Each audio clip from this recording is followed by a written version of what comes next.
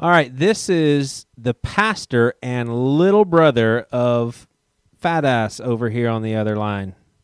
Yep, and this is lard ass Jared, the fat ass pastor's brother. Oh goodness, this is the pastor with no answers. Jared, you're not a fat ass? I don't think so. I don't think you're a fat ass either, really, to be perfectly honest.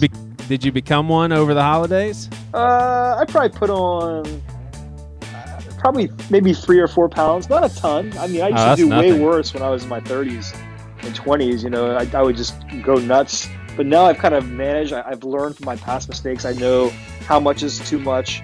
And so, yeah, I think I'm smarter now with my holiday eating. Yeah. I feel, and I told this to Priscilla, and I think it was reassuring to her, is the age 40 to me is very significant, and it's right around the corner. August 15th, I'll be turning 40. And for me, that is at least mentally the age in which I, from now on, am deciding outside of a major accident or an act of God how long I'm going to live and be there for my family. Like, it's kind of like 40 years old. If I don't get my act together and be consistently healthy on a day-to-day, then I could possibly rip my kids and wife off from time with me. Because, I mean, you hear about people in their late 40s, early 50s, massive heart attack, wasn't exercising, clogged arteries and all that. And so, with Dad's diabetes, I would prefer not to have to put up with that. And so if that means, giving up sweets or here's what I need to do is I need to consistently give up overindulgence of sweets. And so what I've done is I've gone hardcore since January the 2nd. January the 1st is the worst time for resolutions. You're celebrating the daggum new year and you're saying, I'm not going to do stuff. So January the 2nd is the beginning of my resolutions. And I pretty much went keto.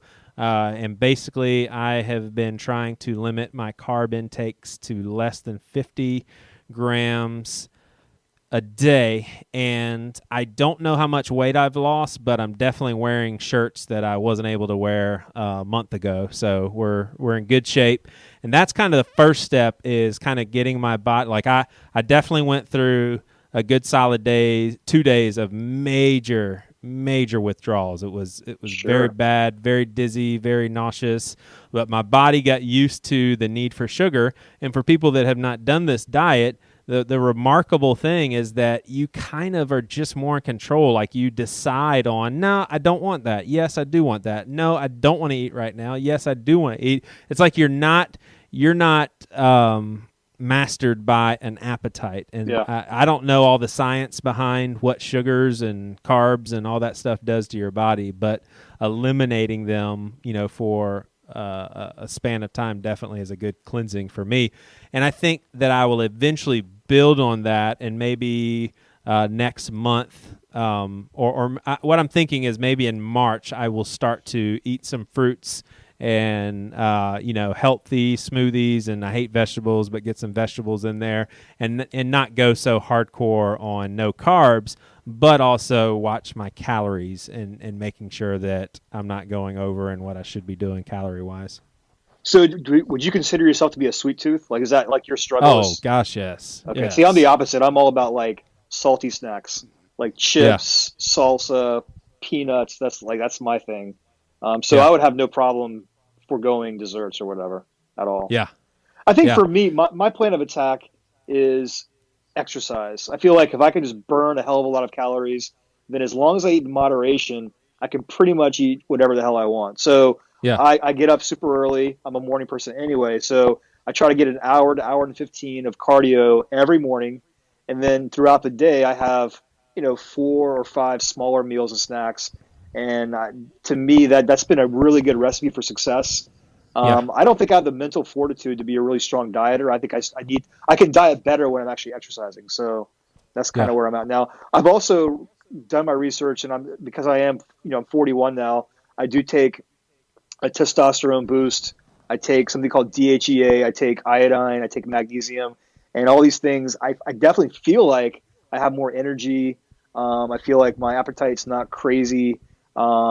And then I think I am building more lean muscle mass as I continue to do weights in the gym and stuff. So I feel like I'm healthier now than I probably was, in my early to mid 30s. Honestly, Yeah. I feel really good right Yeah. now. So just got to keep it up.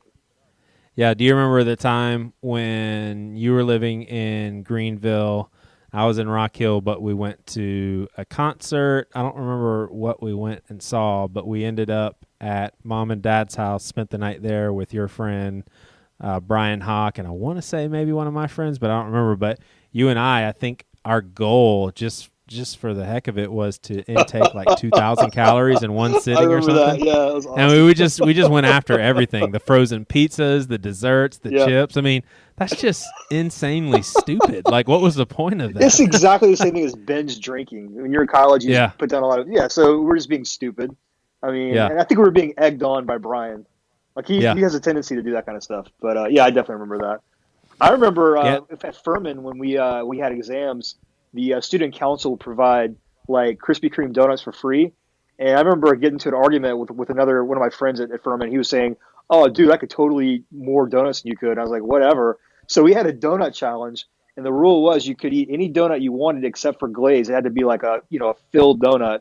And and basically, I ate 13 donuts. Oh my To his gosh, were you sick? Yeah, but I mean, to his like 5 or 6, so I could have tapped out in like 7 or 8. But the irony is, back then I was a machine. Like I was in really really good shape, cardio. I was working out all the time. So yeah, I was sick, but it really didn't affect like my weight or anything because I was burning it Yeah. off the next few days. But I just can't believe like now I had trouble eating two. I literally had more than a dozen in one sitting. That's messed up. So yeah. Oh man, Yep, crazy. yep. Oh, those are the days where you could do stupid stuff like that for sure. Like, try to tag people with water balloons Oh, God. from like a third story and splatter blood all over someone's face. That's the worst, man.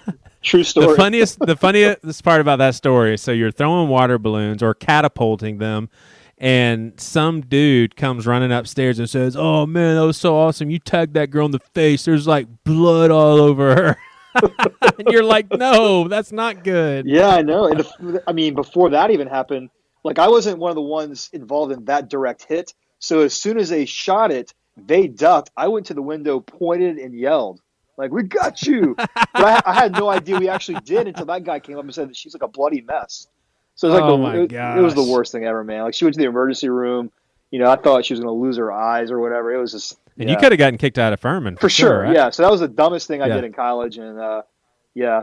I mean, prior to that though, we were actually shooting like little Debbie snack cakes at my best friend as he was running by. So it's just a thing that we do, and it's not smart, but yep, that's what the Dumbest thing I did was I prank call a residence hall office and got the RA on the phone and pretended to be suicidal, and I let her talk to me for about 5 or 10 minutes to try to calm me down, and then I said, "I'm sorry, I just can't take it." Click. Oh my gosh! And so she actually called the cops, and they got Yeah. the call traced and all that, dude. I could have gotten in so That must have much been trouble. like scary for you, like. Yeah, it's just so stupid. Like, I mean, I'm doing these prank phone calls. I've done so many things. I've asked girls out who thought that I was a different guy and set up plans. And Devin had to call him later and tell him that was just his friend and sorry and stuff. And it's just like, you just get caught up in the moment. You're trying to impress your friends and you're just being a dumbass and you just will do anything. It's just, Oh my gosh. Yep. All right, well, we have Jason Brewer coming on, actually a good friend of mine, worked with him for a while, and in my opinion, one of those undiscovered musical geniuses. I say undiscovered just because his band should be listened to by way more people. He's good friends with the lead guy of the Beach Boys, has kind of a fundamentalist background, and has a really, really cool band now called the Explorers Club. So looking forward to talking to him, and yeah, Jason Brewer.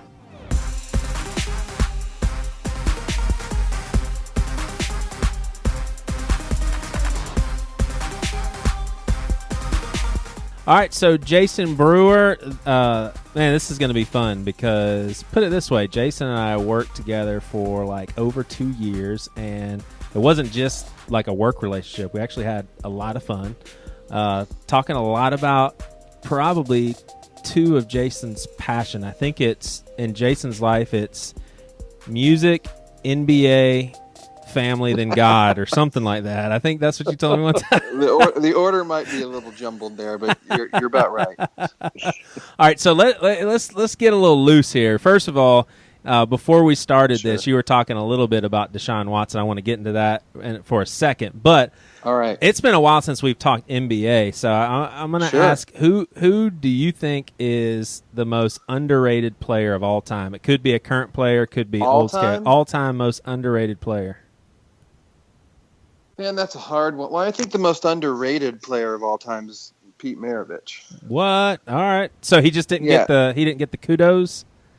Well, I think he did for his college career, and I think, and maybe underrated.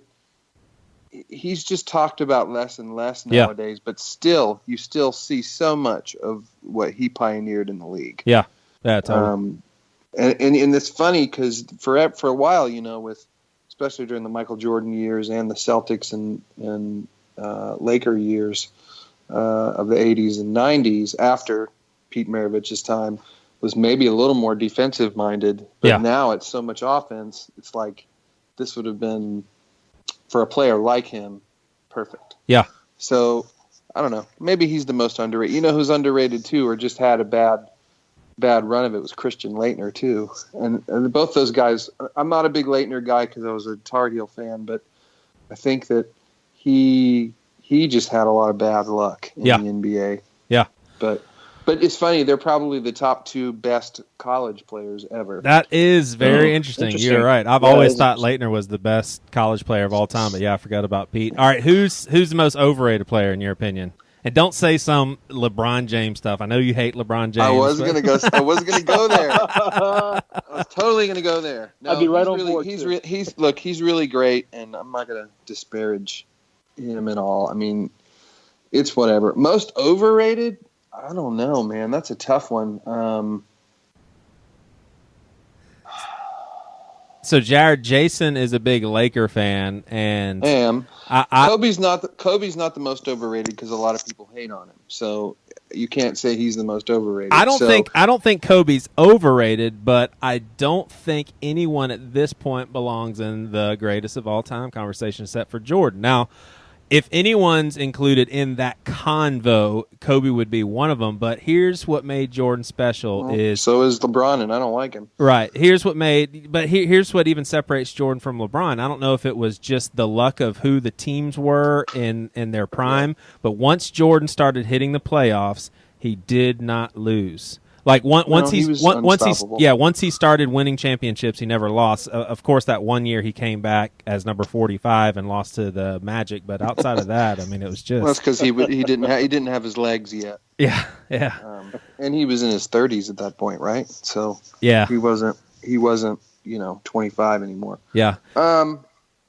If you circle back to your question, overrated player, I never understood.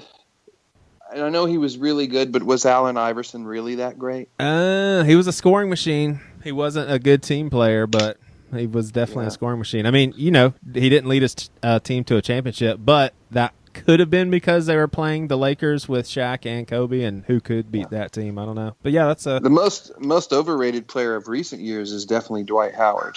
Oh yeah, I could see that. For sure. No doubt about it. For sure. How about Carmelo Anthony? I've never really been impressed with him. Am I missing something? Well, I don't know. Have you seen him play in like international play? He's like a different player. Okay. Whenever they play in the Olympics, he's like the most valuable player on the floor. That's great. Yeah, that's true. It's weird, but I think that it's funny. He's in the news a bunch today. I was listening to the radio on the way home, and they're talking about how Phil Jackson tried to convince him to waive his no trade clause today because they want to get rid of him. So Jared, I don't know. I think Dwight Howard's more overrated because for so long, I remember when Dwight Howard went to L.A., it was like, oh, he's the next great big man is finally coming to L.A. Yeah. He's going to succeed Shaq, and he's terrible. Yeah. I mean, not terrible, but he's like You know, I mean, Anthony Davis and all these new big men are actually good. Definitely under-delivered for sure. So, Jared, one thing about Jason, you've seen this before because Jason was worship leader at the campus that I pastor for years, and you would visit for Christmas and all that stuff. Like, Jason definitely is an unbelievable guitarist in a way where you see some people, and Jason, not trying to make your head bigger than it already is, but you see. Some people, they play the guitar. Jason definitely owns the guitar. You know what I'm saying? When he's playing it, too nice. He's just, it's like he's ruling the guitar. He's not really trying. He's just doing incredible stuff. So anyway, I recognize that. And then Toby Morrell, someone who I respect a lot too, I mean, just totally validated that, saying, yeah, Jason's an unbelievable guitarist. So in one of our office conversations with Jason, I said, so Jason, I was like, I mean, do you think there's any possibility that you're like in the top 10 greatest guitarists of all time and people just don't know? And he, laughed hysterically saying, no, that's the dumbest thing ever. And so I just decided I just decided I was going to keep increasing the number and see where I can catch him. So I said, okay, how about the top 50? He said, no. He said, I don't belong in the top 50 greatest guitarists. And so I was just like, okay, what about 100 greatest of? And I think he slowed down for a second, but he was like, no, I'm not top 100. Dude, I went 500. I said top 500 guitarists of all time in the world. And he looked at me and said, maybe. Yeah, maybe. That's still saying an awful lot. Seriously, though. Seriously. I mean, if you have to think totally about not true. There's 500 guys I've met since I moved to Nashville that play unbelievable. So I mean, there's no way I'm there. Moving to Nashville did nothing for your confidence. Then is what you're saying. Well, you know what? You know what's funny? I learned that this is what I did learn. I play at our church now about once or twice a month. Yeah, and it's funny. Every time I play, all the other dudes that play guitar, whether it's backhanded, I haven't figured it out yet. Yeah, but they always want to like say something about my playing in a complimentary fashion. So it's kind of like, okay, well, you guys are guys who are gigging with actual professionals and are working, and I'm just doing this, like I don't play as much as you, and you like how I play. So I don't think there's anybody else here in Nashville that plays. I don't think there's many people that play the way I do, which maybe is why people like you and Toby were being so complimentary of me. I mean, I don't play with a guitar pick like other guitar players, and I play very uniquely, and I'm very untrained. Yeah. So a lot of guitar players are trained, and they play a specific way, and they play the right intervals, and they play the things that they learned. I just made it all up as I went because I taught myself. Yeah. So when did you start playing? I started when I was about 10. Wow. Okay. So I'm 35 now. So 25 years, I guess. I started playing. I wanted to try to start when I was 7, but I couldn't. I didn't have the discipline. And when I was 10, I was still playing baseball and trying to play basketball, but I wasn't tall enough. But trying to, do all that stuff like all my neighbors and all my friends. But my dad's a musician and my mom is too. So I really wanted to play music. I mean, ever since I've seen my mom showed me photos of me like at 3 with a keyboard and headphones on my head. And, I've always wanted to make music. So when I was 10, I got really heavy into playing guitar. Yeah. So I don't want to stay on. I want to ask you a few questions about this, but I don't want to stay too much time. Like one thing that I thought that's been super interesting about you is I know your background because it's very similar to mine. In fact, you and I went to a lot of the concerts in Charleston. We were there at the same time and had no idea who each other was. You listened to, one of your favorite bands is still Starflyer 59, which, my brother and I have always been listening to them since 93. And, you and I talked about so many albums that we used to listen to. And not only did you have like a huge musical progression to where, you like all that stuff, but you're super passionate on the, retro 70s, Beach Boys, Beatles, and all that stuff. But even with your faith, you don't talk about that too expressively, but you have to be at kind of a different place than where your upbringing was, just because of how you carry your life, who you hang out with, what you're doing with your life. I don't see you as like this super adamant on making sure your light shines and you witnessing to people all the time. But like, You're saying I'm a bad Christian. Thanks. There you go. There you go. But like, where would you say you're at in comparison to how you were being raised as a little Baptist boy? Like, what would be some of the most remarkable changes in how you carry out your faith at this point?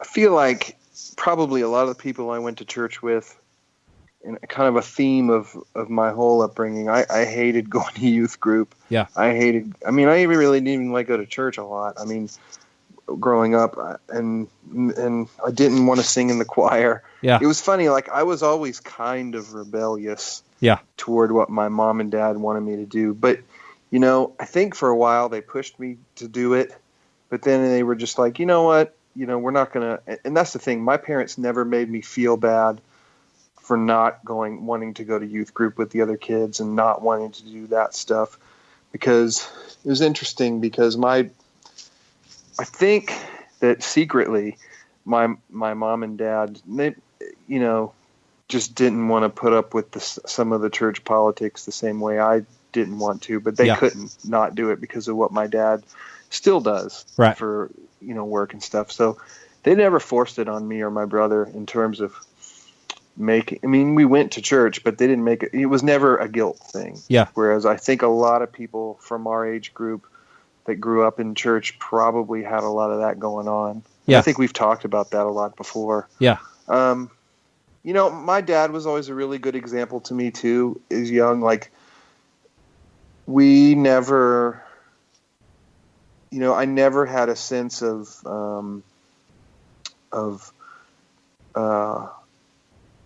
not trying to include everybody. Right. So I've always had that kind of in my DNA built in.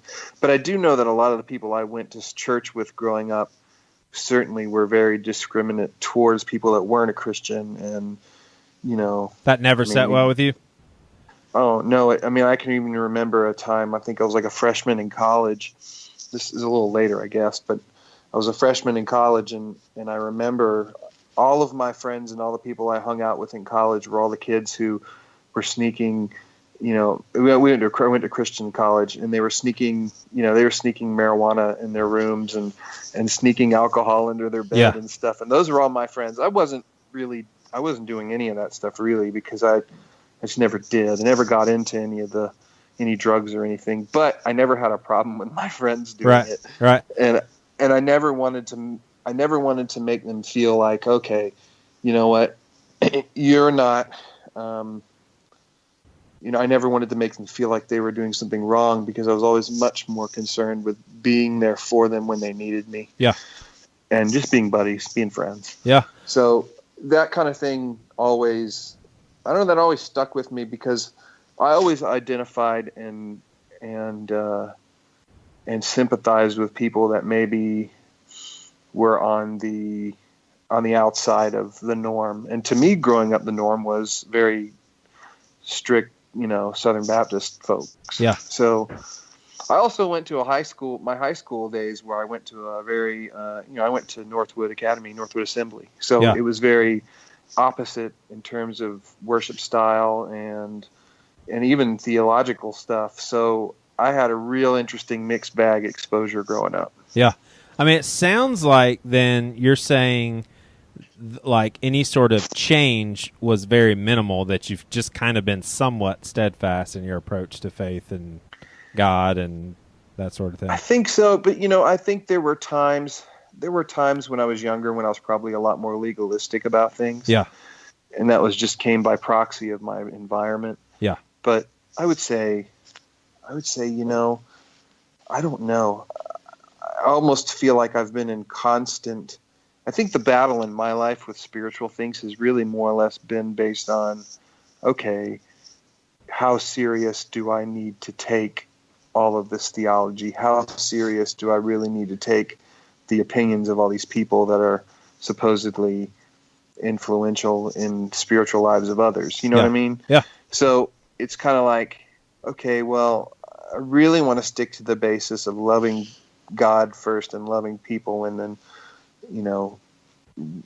coming to them in a spiritual place through my relationship a lot more so than like, I don't know, making them feel bad or preaching at them or even just directly saying, "Hey, I'm a Christian. You should try it out." Yeah. Jared, it's never my thing. Yeah, Jared, you get a kick out of this. So you and I went to a 90 Pound Wuss MXPX concert in Charleston. I think it was maybe summer of '96 or something like that. And it was at CSU. And I remember like after 90 Pound Wuss played, there was like this major delay, and MXPX was warming up a little bit, and then they went off the stage for a while, and then they were like talking to these older dudes, and we were like, what's going on? Well, rumor has it that some of the like leaders of the college and people that were putting on the show had saw Mike Herrera smoking a cigarette, and they were trying to determine whether or not they were going to let MXPX play. Do you remember that? Jeez. Yeah, I definitely remember that. Well, Jason's dad was one of the guys in the evaluation process, so we may need to give Jason's dad a thumbs up that we got to see MXPX live. I think I don't remember it distinctly. I was just really excited about the concert. I tell you what, the only reason that concert, I'm going to take full credit for it. The only reason that concert took place is because I pushed my dad to book that tour at school. Nice. Because I was in high school then, and I knew they were going on tour because I was a big fan. And I told them, I said, you got your Christian camp you do here every summer. It's like, Dad, you should book all these cool bands. And so who did they have that summer? It was Plank Eye, which was great. Oh, they were with Driver 8. They were Driver 8. And that was one of my favorite concerts. It was so good. Yeah. I know that summer they had MXPX, Plank Eye, and somebody else that was, they had somebody, they did one, you remember Upside Down Room? Yeah. It was them and one other band, and I can't remember who the other one was. But it was some really good, I think it was, and they had Fold Zandura, but that was later. Yeah. Anyway. Yeah. So I pushed my pop to all that stuff because that was the golden age of Christian art. That's right, man. In music. That's when it exploded for sure. So with a lot of your background, like spiritually, and just some of the stuff that you just depicted, would you say that you fit into the worship leading department? Because like you're obviously super musically gifted. You know how to lead a band. So you just kind of felt like a fish out of water? I mean, no and yes. It's like a double-edged sword. A double-edged answer, rather. I mean, because I think I told you that one time. I was just like, dude, you have no problem with leading a band. You're probably the most gifted musician I've ever worked with. I don't know if if you even care about the worship leading part, I don't see that as a criticism. I care about it, but I think it was one of those things where it's like, I don't feel like I was ever I'm not the person. To me, a worship leader is just the musical version of what you do. Yeah. Is leading people in more ways than just making music and singing songs on Sunday. So that was kind of always my understanding of the position. I'm much more of ended up being my title at the end of the time of working with you, was just like a musical director. Yeah. That's much more where I'm at. I'm not a guy who would sit in an office and sit there and want to biblically counsel someone or talk to someone, because a lot of worship leaders do that on top of, and I just never felt like that was my calling. I don't think it's a negative thing, that it wasn't my calling, but I know that I'm a really good band leader. Yeah. And that's the thing that I excel at. And I think that's always been my strength. I'm much more, and look, and I think the thing is, by now what I'm doing, like just volunteering and playing guitar at my church where we go, Yeah. I actually feel like I'm, for the first time, actually serving, actually contributing to the actual worship factor, because there's no pressure on me to take the business part of being a worship leader into context. I can actually just be a part of the worship experience when I play guitar at church and not have to think twice about it. Do I miss the planning aspect and the business aspect of being a worship leader? Sure. Yeah. But it's not what I'm cut out to do, and it's not what I live for. Yeah. So what was it like working with Toby? Probably one of the best experiences I've ever had. Really? All right. Yeah. In what way? In terms of if you're, I meant, and recap what I mean there is one of the best experiences I've had working in a church environment. He challenged me, he pushed me, and that was the thing. The thing that was hard for me, when I left that job was the things that I wasn't bummed out about leaving that job because I didn't want that job anymore. Right. But I was bummed out about leaving Joey and Toby because they meant a lot more to my actual spiritual life than the job did. Yeah. Right. So working with Toby, I think he's an A-list vocalist. He's a great singer, and he's a great talent, and he's a great people person. He's all the things that I'm not great at when it comes to worship leading. So I think we worked well together, but it just wasn't, cooked up to last that long, I guess. Yeah, gotcha. If you want to use the terminology "dream team," that would fit. Seriously, if you think about it, because Toby would readily admit that. I mean, Toby's a creative genius, so he can write music well, he can sing unbelievably, but when it comes to the on-site arrangements, figuring everything out, I mean, he's good, but musicianship. I mean, I'll speak for Toby. Toby will say it. I mean, Jason will blow him out of the water with, guitar playing and all that stuff. So, I mean, it really was a very sweet season of our campus to have Jason and Toby's time at Seacoast overlap, because you had, I mean, just two very, very talented creatives that filled in where the other person, their weak areas, they were strong in those areas. So it was just super neat for sure. Did you ever get mad at him? Was he ever an asshole to you? No. Sweet. No, not at all. I mean, I would disagree sometimes, but he was one of the few people between like you and him, probably the two people I've worked with that I could have a lot more honest conversations than any other person I've worked with. So it was always, I don't know. I don't hold a lot of grudges. I don't get irritated that easily. Yeah. So tell us a little bit about I'm not saying that you're besties with him, but I remember, I think when you were in the application process and we were trying to schedule a second interview, you had to figure out a different date because the initial date I proposed to you, you were having lunch with Brian Wilson of the Beach Boys. What the hell's up with that, man? Whoa, that's pretty sweet. I don't know if I think we were just at one of the concerts, and I think we were just, I think I just went to see him play, and I was hanging out with guys from his band, and then I got to take a photo with him. I mean, he doesn't really have, wouldn't say he has a lot of friends anymore. Gotcha. I think he has, I think, old acquaintances or friends that have been his friends for a long time, but he's on his own planet for sure, has been for a long time. Is that your nice way of saying he has dementia?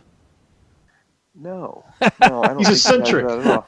Eccentric, No, right? he has well documented mental issues. I mean, you should pick up his book sometime that just came out. He wrote a book about his life. It tells all about it. Gotcha. It's great. Or watch the movie if you don't want to read a book. Watch the movie Love and Mercy. Great. Oh, I have not seen that. I want to see it. It's good. Even if you're not a fan of his stuff, it's a great movie. Yeah. Just check it out. Is it a documentary? No, it's the movie. It stars Paul Dano and John Cusack and some other people. Wow. Okay. Like it's actual. It came out about like 2 or 3 years ago, and it's just the story of Brian Wilson. It's really good. Gotcha. Sweet. It was in the theater for like a week, It was great. But it's just, dramas don't do well anymore. Nobody cares unless it's like a politically charged thing or action movie or cartoon. So whatever.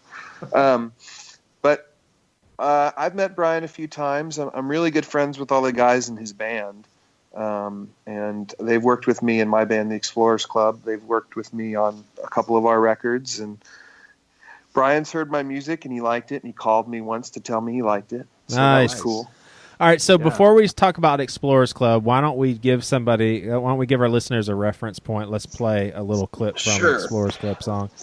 I'll play a song that was the first single from our newest record called Together, and the song is called California's Callin' Ya. Definitely for fans of Brian Wilson and the like. Let me see if I can make this work.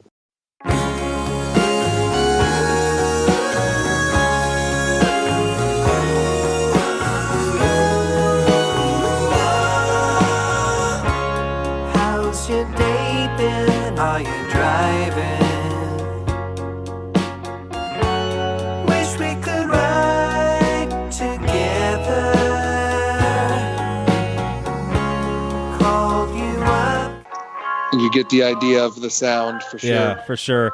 Yep. Jared, ironically enough, and Jason's going to think that I'm just saying this, and I'm not just saying it. So Jason put on his Facebook page, like I'm always interested in the kind of music that he's listening to because a lot of times I'll figure out some cool stuff that's going on that I wouldn't have heard of outside of him. And so he asked for other people's top 10, and so I write my top 10 on his Facebook, and like basically what I did is I went back, the last 2016 albums that were downloaded into iTunes, and for some reason or another, the newest Explorers Club comes out on my iTunes as like 1970 something, so it's not even listed in 2016. I don't know if y'all purposely did that or what, but it is the for date added. It says like 1970 something, and so I'm scrolling down, don't even see it. List my top 10, and Explorers Club is legitimately in my top 10. So then, Jared, you and I did the Pastor with No Answers episode top 10. I'm like, I forgot what my top 10 albums are. So I go back to Jason's Facebook page to find my top 10, in which I left out Explorers Club. So I still didn't put it in my top 10. But it really is an awesome album, and I personally think it's the best. You guys. I mean, you've been writing music now, for like 10 plus years? When was the first Explorers Club out? The first one was in 2008, but we've been a band since 2005. Yeah. So, and I mean, this latest album 12 years. Yeah, it's just phenomenal. Now, do you get sick of people saying, "Oh yeah, they're like the Beach Boys. They're really cool"? No, it's fine because you know what? I mean, it's definitely influenced by that stuff and the vocal style. I mean, nobody else does it. Yeah. I mean, and that's the thing, like, I always said, and everybody who's ever interviewed me and asked me that question, my textbook answer I always come up with is, well, I wanted to, to continue the tradition of great vocal harmony, and Brian's music was definitely the music that influenced me the most. And I feel honored when people make that comparison because there's nobody as good as them. Yeah. So, for that kind of music. So that's usually what I say. And truthfully, I mean, I really feel like the people that like our music really like it when we do the harmonies and do the Brian Wilson sound. And it's always funny to me, like our first album was very much that style. Our second album was not. Our second album was a lot different. It was still kind of old. It was old school and funky and 60s and 70s sounding, but it didn't really have as much of the big harmonies and stuff that are kind of associated with that California sound. And so the people that loved our first album got all mad. and we're like, oh, this isn't, I don't really care. This band, I'm done with them. And then we came out with that new record, and all those people came back. But then the people who liked the second one said, oh, well, I liked it when you did the other thing. So it's just like, you can't please everybody.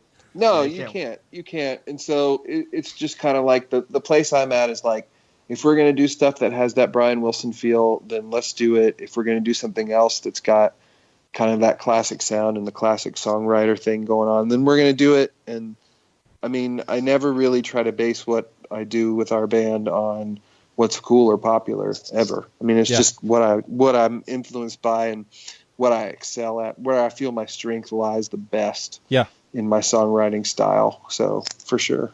So you said you've been a band for about 12 years. So is that pretty much the same lineup or? Oh no. Okay. No. Okay.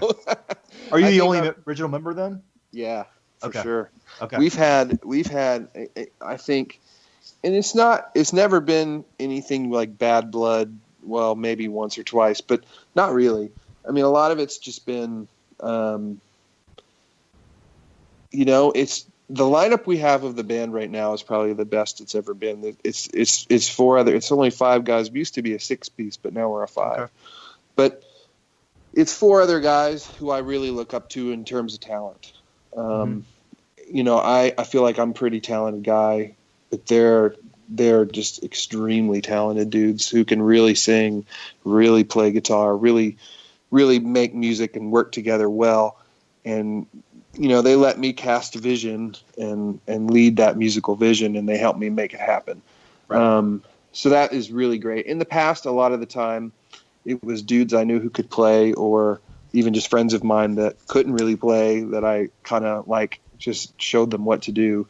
And that just didn't last. It didn't stick. This version of the band is very workmanship. It's very much like, we're going to go in and we're going to work. We're going to play and we're going to do a good job. And when we're done, we're just going to hang out. And that's it.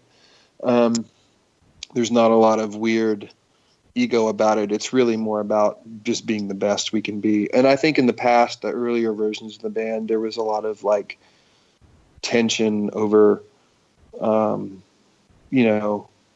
maybe somebody took the band more seriously than the other guy, and just normal band politics. Right. All right, play another clip, and I got another question for you. Sure. Okay, so this song is called Gold Winds, and it's everyone in the band. I mean, I'm not saying it's not my favorite, but it's all the other 4 guys' favorite song on the record.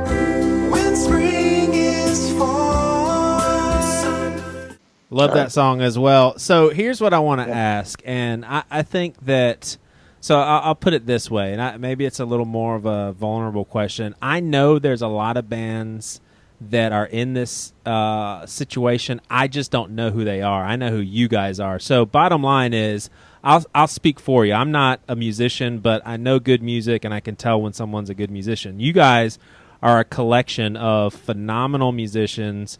You're a great songwriter. Paul may be one of the best singers I've ever heard, and that's he's great. That's literally one of the best singers ever. That you know your level of talent, you know the quality of music. Do you ever think we should be more widely exposed? Like more people should be hearing our music? Like, how someone as passionate about the music as you are, how do you deal with that tension of knowing you have a collection of unbelievable talent and you guys have awesome stuff going on, and yet not as many people are hearing you as I think should be? The opinion that I always have about our band, and it's not because I'm in the band, it's not because it's my songs, because inherently, as most songwriters are, very self-conscious, and you talked about Brian Wilson earlier. He would take some of his, he would take his biggest tune, like God Only Knows, and he would take it to his wife or somebody and say, do you think you think they're going to like it? Do you think the guys are going to like this song? And it's some all-time great song. So everybody deals with that. So for me, I never think, oh, this is great. But when it's done, I feel like, okay, this is really great. This is what I want to listen to. Yeah. But I always think that every time I work with college students now, and every time somebody says, hey, that you should hear Jason's band, or if I bring it up and I play them something, they instantly get way into it. Totally. And I think that's the thing. I think for our band, you can't listen to what you can be a rock snob and say, oh, well, it's just too retro or too Brian Wilson or whatever. That's fine. But that's such a small amount of people. Yeah. But they tend to speak for people that, they tend to speak for opinion too much. But I think that anybody who would sit down and listen to any one of our albums will find a song or a couple of songs that can be, some of their favorite music to listen to. For sure. And it's, I think it's really good. I think our problem with our band has always been we get dismissed too easily because it's too different or too much like something else in a way of the production or whatever. But I mean, they're individual songs. It's not like they're, just rehashing someone else's song. I mean, it's always like, it's what so many other big acts have done. Yeah. It's just we've never, I think really, I mean, when it really comes down to it, we just haven't had the money behind us that a lot of these other independent acts that are really big have had behind them. Yeah. Well, I never forget, I was on the road with Matt and Toby doing like a little Bad Christian tour, and they were in a season where they just were not listening to hardly any music, took a very low interest in new stuff, and I would keep trying to get them to listen to stuff. And this was before the third album came out. I let them listen to your first album. They were like, holy shit, who is this?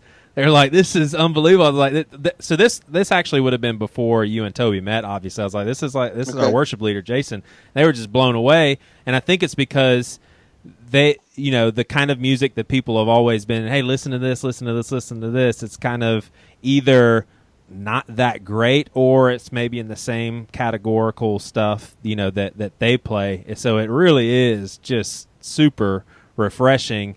And do you think this third album is better than the first two, or? Oh yeah, I think it's the best thing we've done. I think the production on it is unbelievable. The guys we worked with, and I love everybody we worked with in the past production-wise, so no knock to them. But the guys we worked with this time, we got lucky to work with a couple of guys who had the time to put in to really make it sound the way it should sound, as opposed to just being on the dock with a bunch of other stuff. They made it a priority, and I think that made a big difference. And the band worked together. The other two albums really were thrown together with me a lot of the first album really is me and a couple of the guys from the original lineup playing and doing everything and doing it piece by piece. And the second album was even more of that. This album, we all sat in the room together and played all the backing tracks at the same time in one room to tape, which is cool and sounds way better than doing it straight to digital. And then we went back in the digital world and did all the vocals, but we did the vocals together too, like whether it was 3 guys on one mic or 2 guys on one mic and then somebody doing a lead vocal, stuff like that. We did it old-fashioned style, and because we did it that way, we brought better performances to the first take than you would with the mindset of, okay, well, I'll get it right eventually, as opposed to, hey, let's just give it all we got right in. And I think that stuff made a big difference on this record. Plus, I think the material on this record had a little more personal thing going on, as opposed to trying too hard to write. I mean, our first couple of records, that comes out, by the way. I wouldn't have said that, but that definitely comes out, and I think that's one of the reasons why I took to it so much. Is it sounds like you're really singing what you're feeling and trying to express. Oh yeah, I mean, and I did a lot of these songs I co-wrote with a friend of mine, and we would just have conversations about where we were at or what we were thinking about with the music, and then he would put my thoughts into words, which was a first, because a lot of the rest of the earlier records we were just trying to write what sounded good and what worked. So, and that second record really suffered because of that, I think, because it was too much. No, there was like no personal connection to a lot of it. A lot of it was just thrown together. But so Jason, did you or are you going to be touring in support of this album? We did a little bit of touring last year. The record came out in June, and we played a week on the East Coast. We did a Charleston show in April, but we did we did New York and Philadelphia, New Jersey, and all that stuff. We have a really good fan base in New York and New Jersey. it's funny. We draw more there than we did when we were in Charleston. We have Wow. great fans there, and we have a lot of good fans. And we also went out to Los Angeles for a week at the end of the summer. We did some light touring on it just because we wanted to tour more, but it just got difficult. I think part of the reason we didn't tour as much is we had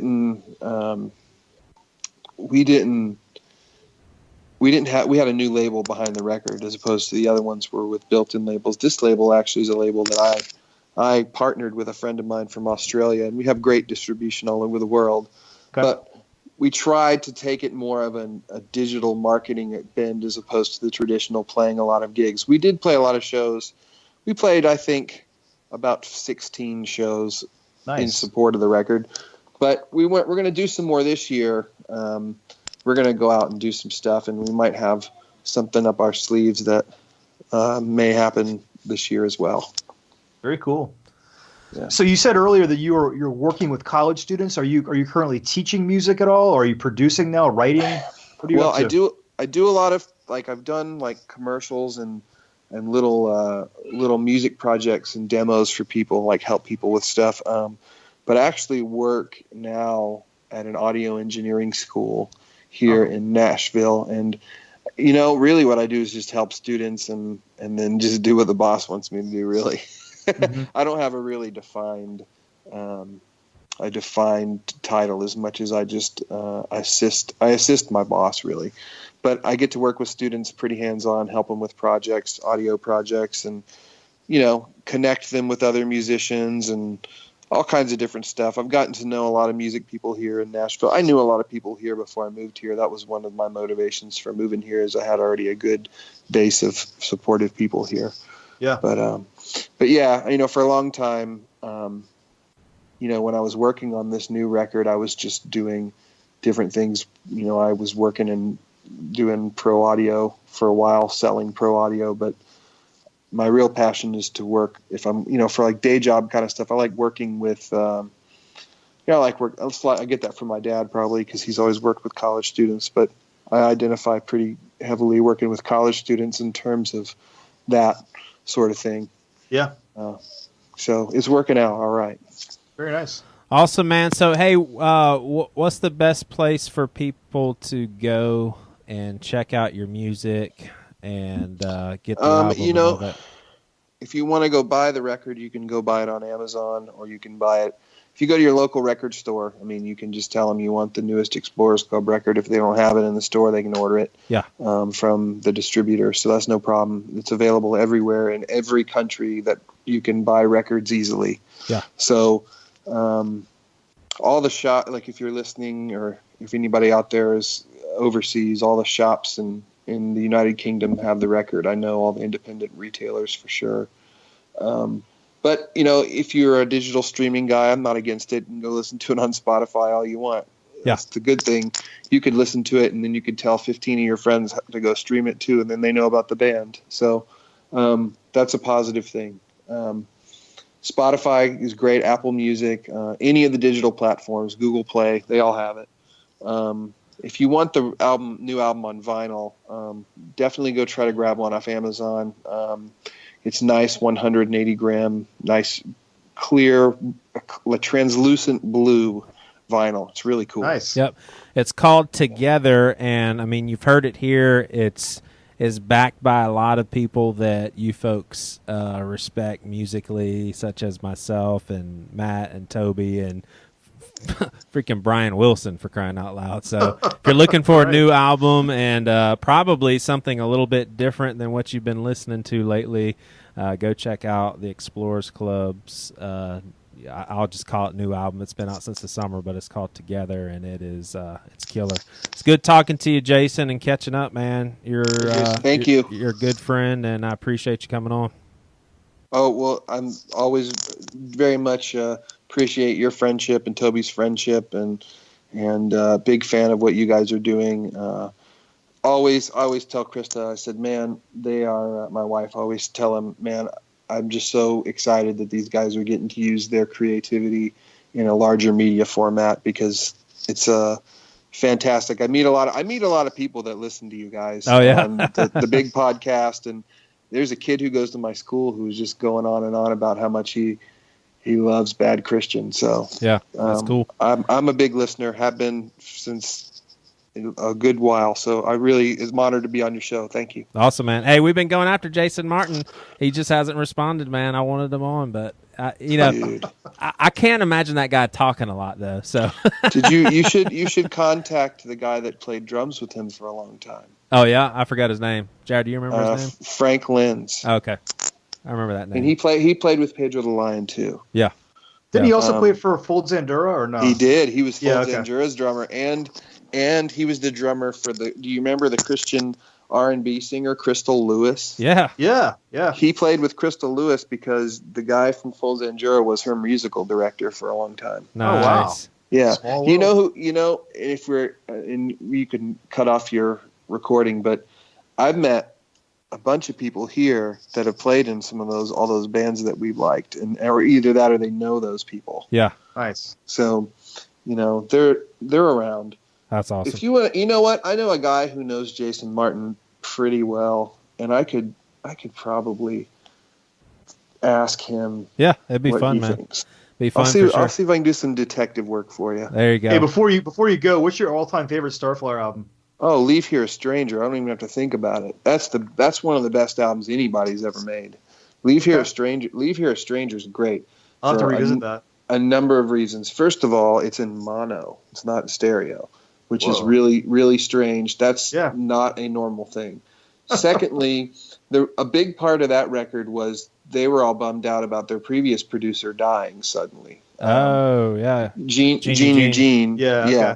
And Okay. so that record was kind of a tribute to him. I know that's probably not talked about a lot. Well, nobody talks about this, but but me. Yeah.